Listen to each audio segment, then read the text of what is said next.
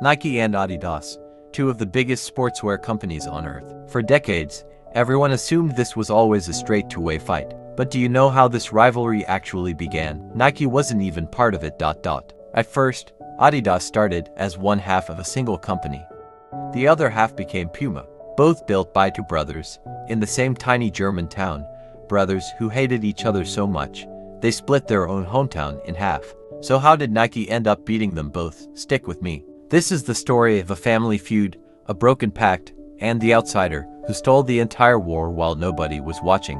In 1924, in a small Bavarian town called Herzogenaurach, two brothers started a shoe company, Rudolf and Adolf Dassler. Everyone called them Rudy and Adi. They worked out of their mother's laundry room. Adi was the craftsman, quiet, obsessive about the product. Rudy was the opposite, a natural salesman, outgoing, persuasive.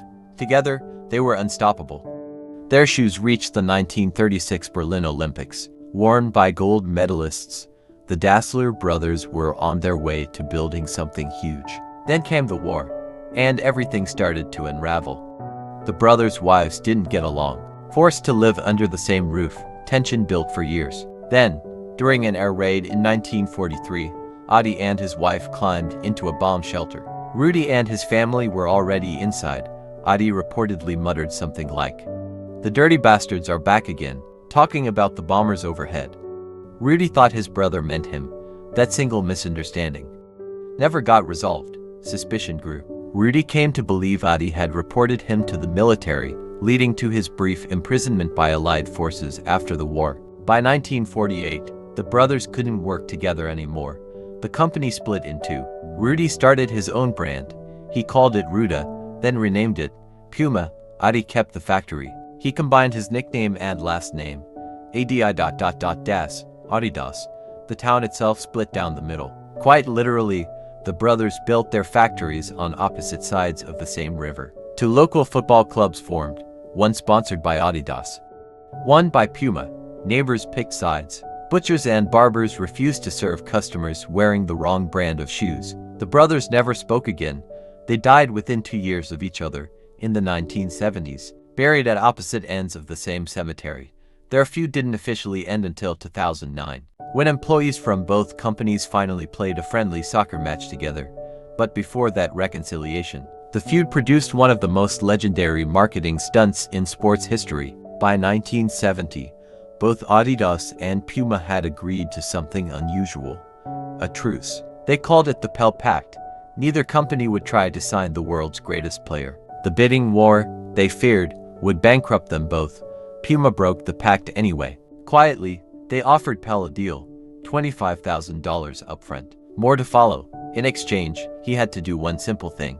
Just before kickoff of Brazil's quarterfinal match, Pell would ask the referee for a moment to tie his shoelaces. Camera zoomed in. Millions of viewers around the world watched Pell bend down at the center circle. And there they were. Unmistakable. Puma boots. No slogan. No jingle. Just one image, broadcast to the entire planet.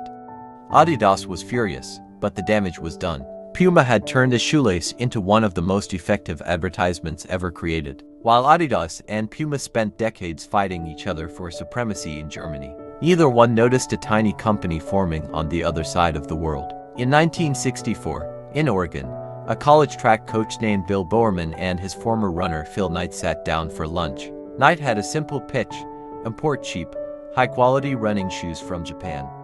Sell them to American athletes. Bowerman put in $500. Knight matched it. They called the company Blue Ribbon Sports. For years, Knight sold shoes out of the trunk of his car, at track meets, one pair at a time. Bowerman, meanwhile, couldn't stop tinkering. He was obsessed with shoe design. One morning, at breakfast, he looked at the grooves in his wife's waffle iron and had an idea. He poured rubber into it.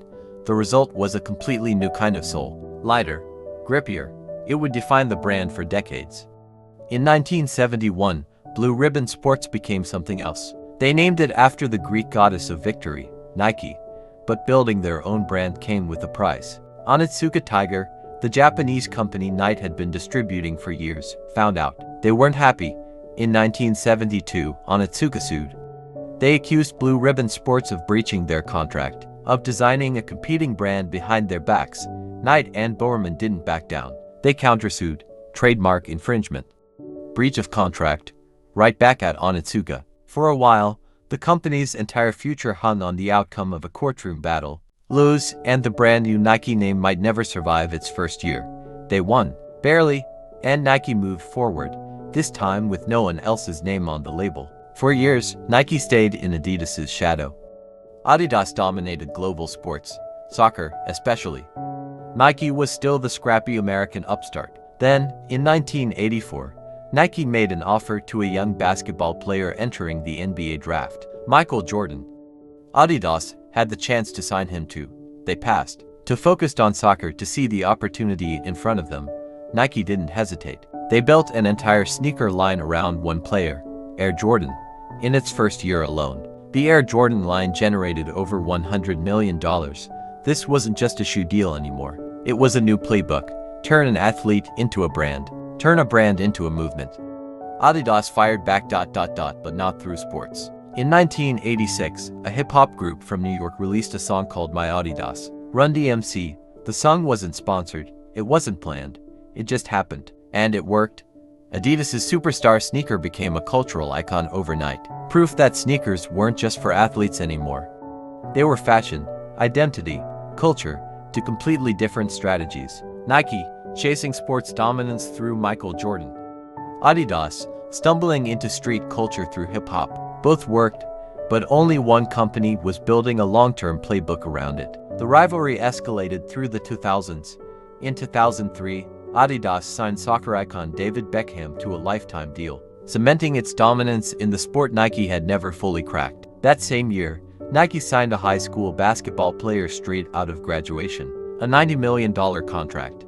His name was LeBron James. Neither company was just selling shoes anymore. They were betting hundreds of millions of dollars on human beings, on the hope those athletes would become global icons. Most of the time, it worked spectacularly. By the 2010s, the numbers told a clear story.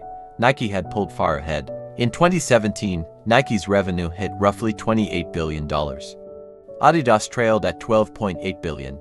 Puma, a distant third, at $3.5 billion. Adidas never gave up its stronghold in one arena, no, soccer. Since 1970, the same year as Pelle's shoelace stunt, Adidas has supplied the official match ball for every single FIFA World Cup. Decade after decade, it's a piece of the sport Nike has never managed to fully take away. The brothers who started it all would have been stunned. The company neither of them ever worried about had become the biggest sportswear brand on earth. But Adidas wasn't done taking risks on celebrity partnerships. In 2013, they signed a deal with rapper Kanye West. His Yeezy sneaker line became one of the most successful sneaker collaborations in history. For years it worked. Yeezy sneakers sold out in minutes. Resold for thousands of dollars. Then, in October 2022, everything collapsed. Almost overnight, West made a series of anti-Semitic public comments. The backlash was immediate. Company after company cut ties. Adidas ended the partnership completely, stopped production, stopped all payments. The cost? Up to €250 million in lost income. For West personally, the damage was even bigger. Forbes reported the move cost him his billionaire status entirely. The story of Nike and Adidas leaves behind more than one lesson. The Dassler brothers' feud shows something powerful. Rivalry can build empires. Competition pushed both Adidas and Puma to innovate constantly for decades. But the rise of Nike shows something else entirely. Sometimes, the company that wins isn't the one caught up in the fight. It's the outsider quietly building something different while everyone else is busy fighting each other. And the Yeezy collapse adds a final warning. Betting your brand's fortune on a single celebrity is a gamble, even for a company as big as Adidas. If you'd been Adidas in 1984, would you have signed Michael Jordan? Let us know in the comments. And if you enjoy stories like this one, don't forget to subscribe so you don't miss the next one.